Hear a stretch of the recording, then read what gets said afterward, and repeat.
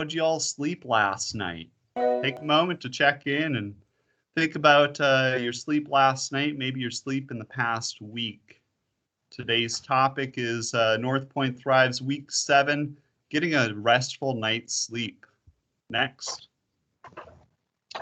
Oh, yes.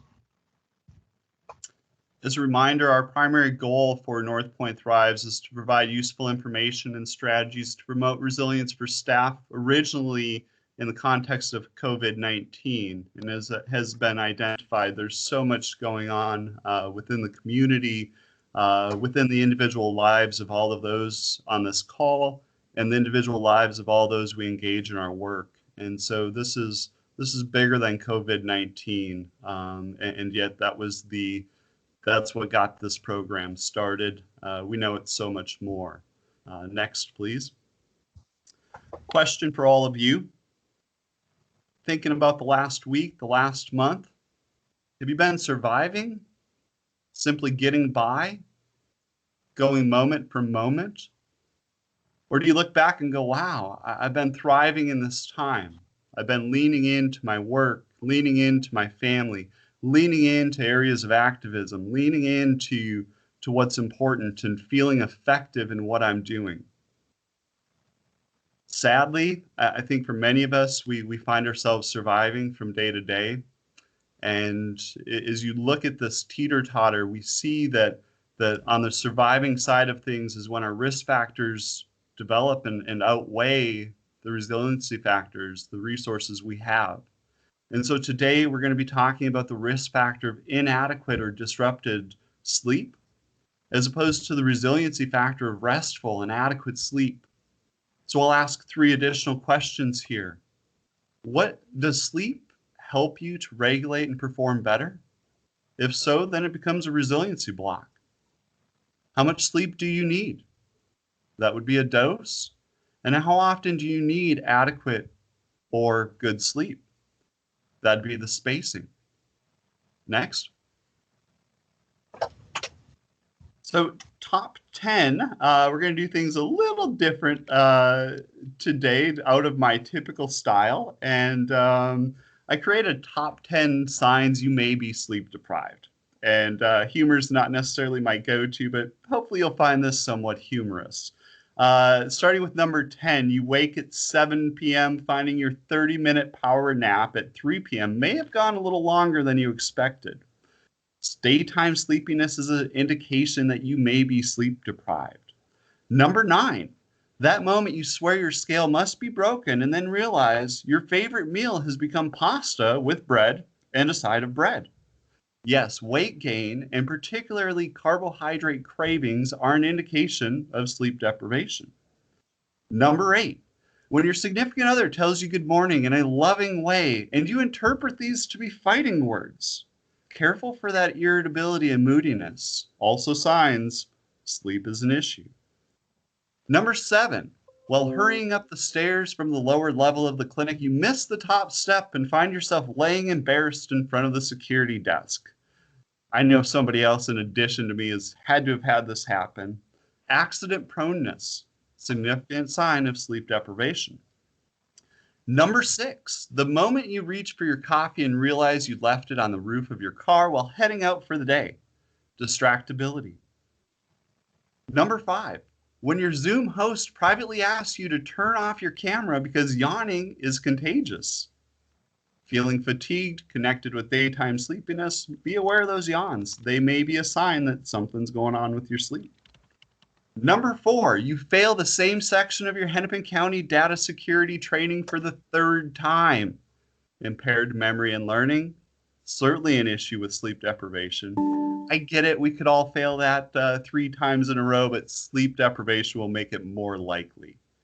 Number 3, while on social media, your pop-up ads are all for Advil, Tylenol, and Excedrin migraine. Headaches and physical pain, indications of sleep deprivation. Number 2, when your favorite Geico commercial can't bring a smile to your face, sadness, depression, also signs of sleep deprivation. And number 1, when you're creating a top 10 list of signs that you may be sleep deprived and find yourself thinking, a top 9 list will do just fine. If you're finding yourself with low motivation and mental exhaustion, sleep deprivation may be an issue. Next. So why is sleep important? Of course, I gotta, have some comment about the brain here, right? So research recently, relatively new research has come out identifying that sleep is so important because it's a cleansing function for our brain. As it turns out, the rest of the body will utilize the lymphatic system to clear toxins and waste from the body. But for the brain, the lymphatic system does not extend into the brain. And so ultimately, during times of sleep, your cerebral spinal fluid will flush, rush into the brain along blood vessels and actually collect all the toxins and clean your brain during sleep. And that's why if you're not sleeping well, those toxins are not being cleared from your brain. And it's actually jamming things up. It's why we don't think as clearly, why we have problems with memory consolidation. And so it's a cleaning, cleansing function. Next.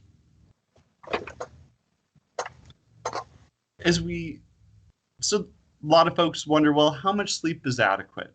And thanks to Dr. John Parker and Dr. Erickson securing the slide, we have this information here. And the consensus is that, well, some will say, oh, we're getting older, we need less sleep, right? I think many of you have heard that. The reality is that recommendations are still 7 to 8 hours of sleep, okay? And so if while checking in, we talked about how much sleep are all of you getting, and you're hovering around 6, 95% of us need at least 7 or more hours of sleep. Next. When we look at sleep conditions, typically they fall into 3 particular areas. In thinking about your sleep, you may fall into one of these. Falling asleep being an issue, we call this primary insomnia, or the ability to have sleep onset. Secondly, staying asleep can be an issue, which would be secondary insomnia, waking in the middle of the night, not being able to get back to sleep. And probably less likely for all of you on this call is sleeping too much. I think that might be a fantasy for some of us, but certainly that is a sleep concern for many. But I don't know that that's the masses I'm speaking to today, and that would be hypersomnia, sleeping too much. Next. Let's look at some reasons why folks aren't sleeping well. Fall into 7 categories listed here. And I'll run through these categories. And then when we talk about what are some of the things we can do to improve our sleep, we'll actually be hitting on these again. But they fall into poor sleep schedule, caffeine, tobacco, alcohol, and other substances impeding or impacting our sleep, light exposure, namely looking at phone, television, tablets, stress, and particularly worry thoughts. As your head hits the pillow, if you find yourself rehearsing events from the day or looking at what's going to be transpiring tomorrow, worry thoughts are a significant problem with sleep onset. We also have poor nutrition, chronic pain, and general medical conditions, things like sleep apnea and other conditions that impair our sleep. Next. So let's look at what can you do? Well, the first thing is to maintain a sleep schedule and have some routine as we look back at Michelle's presentation last week, which was building up to this idea of having a schedule, a routine. And as we go through some of these other areas of what you can do, you'll see how this fits into that routine. So for instance, limiting food and drink before bed. It's recommended at least 2 hours, maybe more. One thing is food can sit in your stomach and not necessarily get digested. The other part of it is for some of us, if we drink too many fluids, we might have to get up in the middle of the night and use the restroom, right? And so if you clear your bladder beforehand, may save you a disrupted sleep. Nap responsibly, 20 to 30 minutes tops, and always trying to shoot before 4 p.m., okay? Longer naps, naps closer to bedtime are going to disrupt your ability to get sleep onset at a reasonable time. Regular exercise, but here again, pay attention to when that is, not too close to bed. At least 4 hours typically before bed. If you do exercise closer to bed, you may be thinking about something like yoga, stretching, those types of things that can be helpful for uh, getting the body into a good place for sleep onset. No electronic devices 1 hour before bed. And I'm just imagining if I could be in an audience with all of you and say, how many of you find yourself checking your phone, being on your phone right up to the time you go to bed, and the number of hands that would go up in this audience, right? And it's an issue for so many of us. And I suspect for many of you and maybe your children and others in your home. Dim electronics. I like my phone bright. I love that contrast. But dimming the electronics will actually reduce the light pollution that you're taking in, especially before bed. Limit intake of distressing information in the evening. We're talking about watching the nightly news or scrolling through Facebook or social media before bed. Triggering and activating events will get your mind going. Okay. And so if you're one of those people that I'm talking to in this audience that lays your head down and you start thinking about everything that's been transpiring in your life and in the community, um, you may want to think about limiting your news intake before bed. Using mindfulness tools. We've talked a lot about mindfulness tools, and there's a lot of them out there. There's some apps that you can be listening to as you seek to go to sleep, and so consider exploring some of those as well. Keep bedroom used for intended purposes. Yes, love making and sleep. Those are intended purposes. It is not a movie theater. It's not a great place for reading necessarily. Keep bedrooms used for intended purposes. Consider role of substance use in sleep issues. Yes, alcohol, other drugs impair sleep, but so does caffeine and chocolate, methylxanthines. Look out for some of what you're ingesting before bed. It can keep you up. And consider maybe using some calming fragrances or essential oils, some lavender, in order to add to your sleep schedule, your routine for sleep onset. Next. Now, if you're anything like me, you'll hear something like what I've shared. Maybe something will stick out to you today. You'll go, okay, yeah, I want to put that into place. The events of today will hijack your thinking, and it's tough to put these things in place. And so what we've done is Dr. Gilliam has uploaded 2 documents to the documents file of the Teams Drive.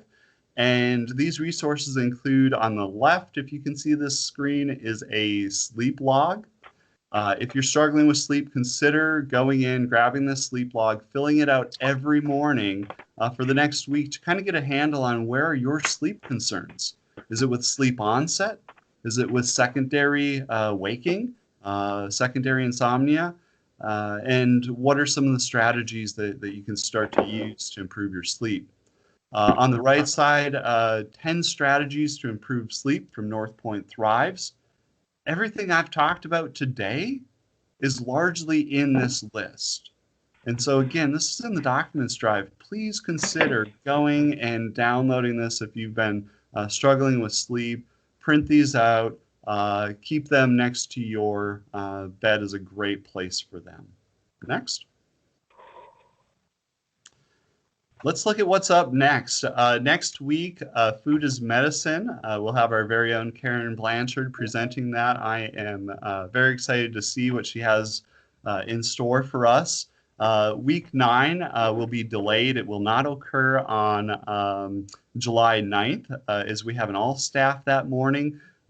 Mindful Movements with Ellen Johnson will take place on July 16th, though.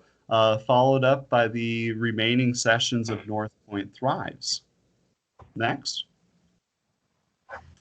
With that, I'd like to thank you all for the work that you're doing. I wish you being able to sleep well. Know that the better that you're taking care of yourself, the better that you find yourself sleeping, the more you're going to be thriving, the more creativity we can use in thinking about serving the community in ways that might be outside the box. And so please do take care of yourself, sleep well, and thank you so much. Thank you, Dr. Thomas. That was just excellent. And